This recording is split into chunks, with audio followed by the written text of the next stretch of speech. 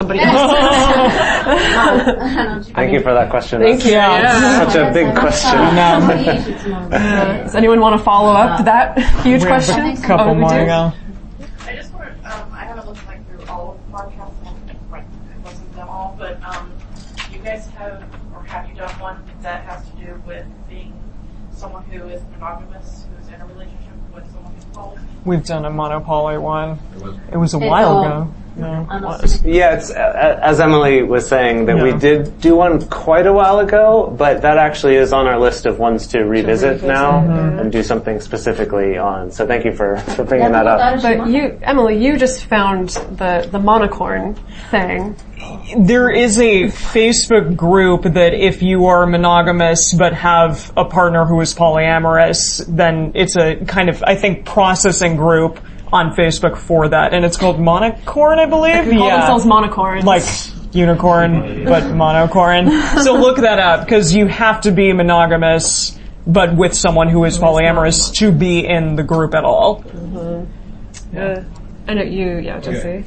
So we have a lot of polyamorous here. I bet a lot of us have had differing culture relationships over the years. So love is not culture.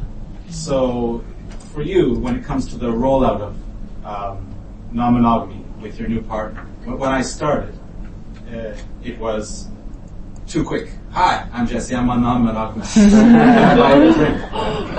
Like, whoa. If, for you, has your experience with one culture or the other culture been very different in introducing non-monogamy to your relationships? Or has it been universal? Great question. That was a great question. You know, if like the way you do it, is it the same? Yeah, like the way or has it had the parties. same effect?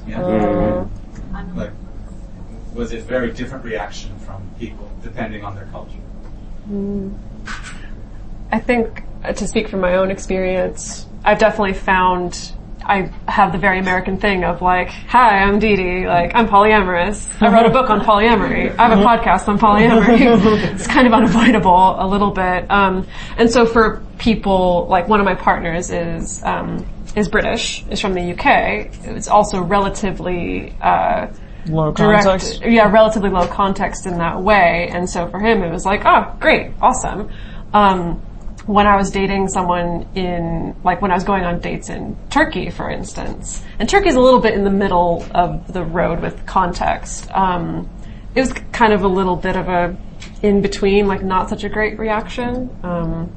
And then with people that I've dated in Japan, it's definitely been interesting where, I can bring it up. Like, I'll usually bring it up maybe on the first date, and then we'll spend 3 dates not talking about it. And then, and then maybe we'll talk about it a little bit on the 4th date, and then another 3 dates not talking about it. So that's kind of how it's been. Sorry, that was a long one. I think this question's interesting because even within one culture, people really cover a range on this. There's some people who feel that by mentioning it up front, like on a dating profile, for example, right first line, I'm polyamorous, that eliminates so many options and doesn't allow people to get to know them first. Whereas other people would say, by waiting, I might be wasting their time if for them that's something that's a deal breaker, that's no deal, that's dumb. So that even within one culture, people really have a range on this. What I will say, though, that I have found both in the US and also in dating in other countries is that the reaction might be different depending on their culture. For example, if I'm dating in Russia, I might get, that's fucked up, you're doing it wrong, because they're a confrontational culture. Or if I'm in Japan, it's like, so desu ka, right? It's like, oh, interesting. But that over time, especially if I have kind of a friend relationship with them, that over time it can, in either case, not feel so threatening to them because they see, oh, you're not a total alien. This is just one part of you that's a little different from the rest of the culture, just like I might have parts of me that are different from the rest of my culture. So we are coming up on the end of our talk time right now, but we are going to hang out afterward with all of you. We hope you can all stay, have some drinks, meet other people, have conversations with us. And you can find out more about us at our website, which is multiamory.com, or on Twitter @multiamory. So for people who want more information for English speakers, my first book was published this year, The Smart Girl's Guide to Polyamory. So you can find that on Amazon, or I guess there's no Barnes & Noble here, so on Amazon. Amazon.co.jp mo.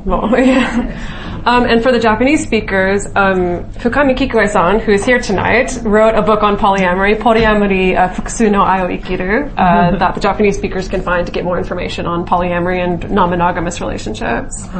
And we're doing a workshop this coming Monday evening on communication and consent.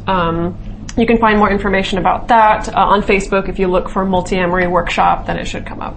And also FetLife and Meetup. Yeah. We wanted to thank the Tokyo Poly Group, especially the lovely Jessie, and our wonderful interpreter, Kimberly. Yeah, thank you, Kimberly. Yes. Thank you.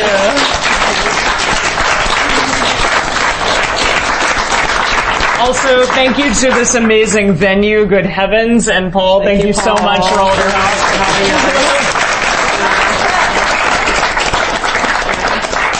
So please feel free to stay here, relax, drink, hang out. Order some food. Order some food. And Scottish pie. The shepherd's pie. is fantastic. Great. All right. And thank you, Tokyo. Thank you, Tokyo.